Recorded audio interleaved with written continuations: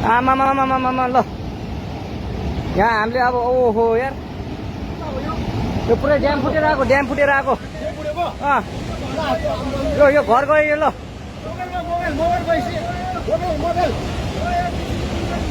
ल त्रिशुली बजारै गयो यार ल गयो यार ओ ए सिलास यता आऊ यता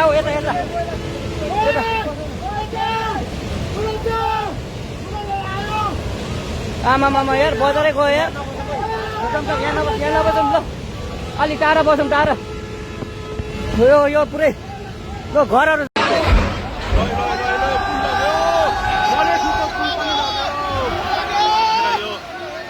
देखि पृथ्वीराजमा जोड्ने पुल पनि बगेको छ।